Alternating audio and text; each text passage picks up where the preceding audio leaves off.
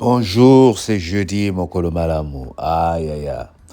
Nous sommes en train de continuer nos études et nous sommes en train de lire la parole de Dieu dans Osée chapitre 9.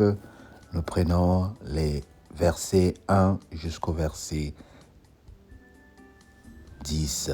Osée chapitre 9, verset 9 à 10, verset 1 à 10. Israël ne te livre pas à la joie, à l'allégresse comme des peuples, de ce que tu t'es prostitué en abandonnant l'Éternel, de ce que tu as aimé un salaire impur dans toutes les herbes à blé. L'air et le pressoir ne les nourriront pas, et le mou leur fera défaut. Il ne restera pas dans leur pays de l'Éternel.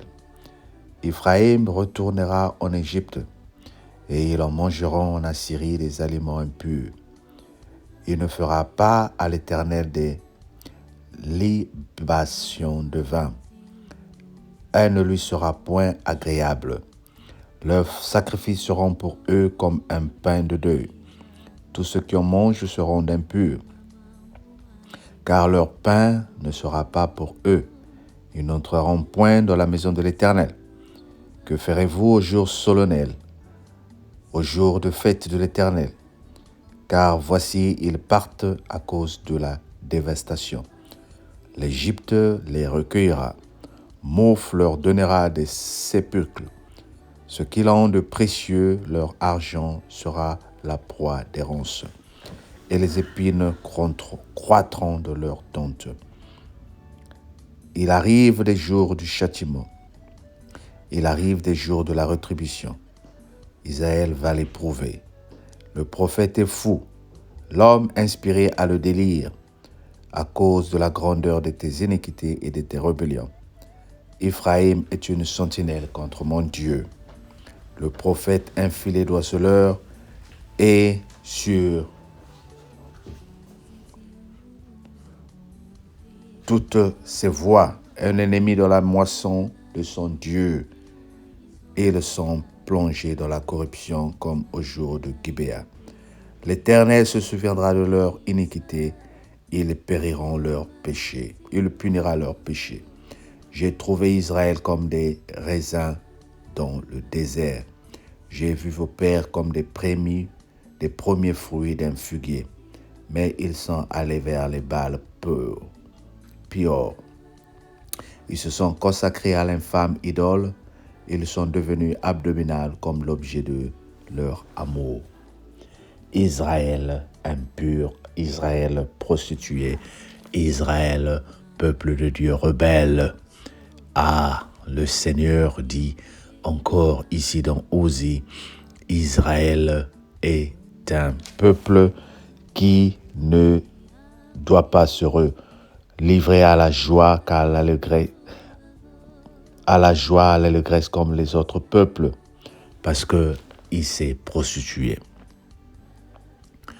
Est-ce que quelqu'un qui se prostitue peut être fier de sa prostitution? Non. Vous savez, il y a des gens qui se prostituent, ce n'est pas parce qu'ils sont fiers de l'être, mais c'est souvent les circonstances de la vie qui font que les gens se prostituent.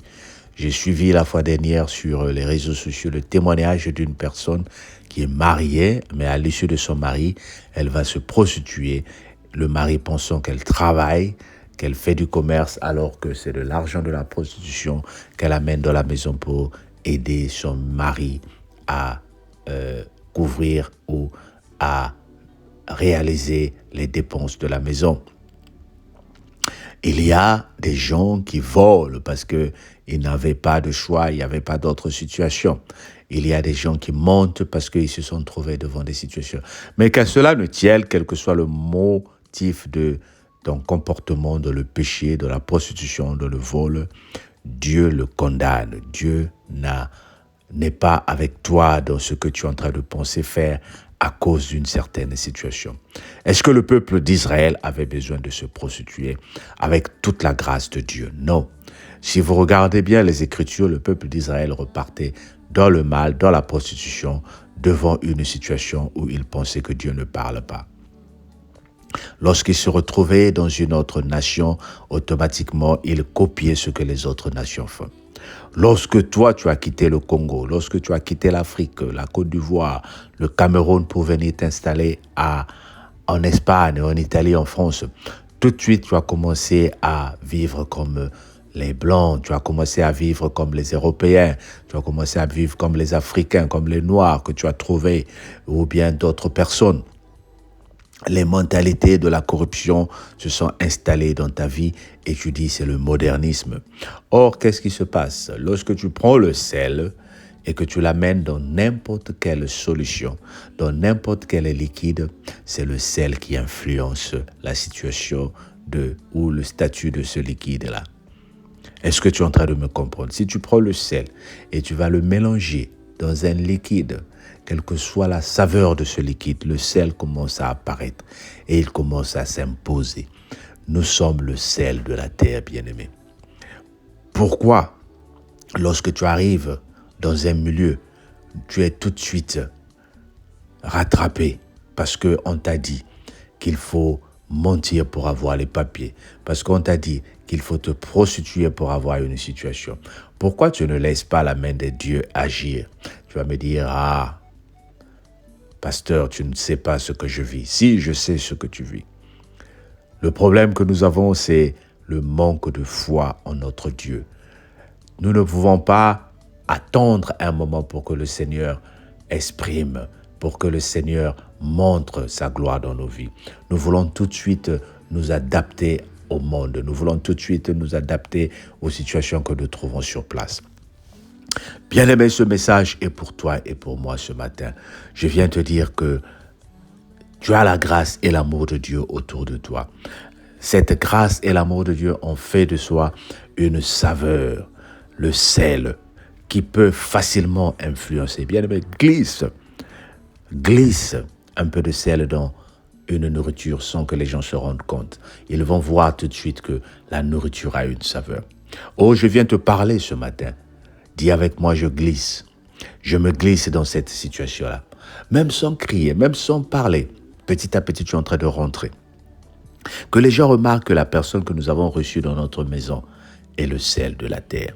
Que les gens remarquent que la personne que nous avons reçue dans notre cellule est le sel de la terre. Est-ce que nous avons besoin de nous prostituer? Non. Nous avons besoin d'influencer les autres. Nous avons besoin d'amener la saveur. Nous avons besoin d'égayer. Nous avons besoin d'apporter la paix. Nous avons besoin d'apporter l'amour. Nous avons besoin d'apporter l'espoir là où il n'y a pas l'espoir, bien-aimé. Dieu compte sur toi. Comme ce chant qui est en train de passer, le Seigneur est en train de dire, devant ses promesses, vas insieme a Cristo. Reste debout. Reste debout. Ces promesses dans ta vie tardent parce que parfois tu es le sel, parfois tu es le sucre. Mais je t'encourage à être le sel de la terre. Je t'encourage à être la saveur de la terre, la saveur de ta famille. Oh, dis avec moi, je serai la saveur dans toute situation que je me trouve. Dieu a besoin de te changer. Dieu a besoin de t'utiliser pour changer le monde. Alors, bien-aimé, utilise cette saveur que tu as. Dieu veut créer la différence autour de toi. Sois béni. Bye bye.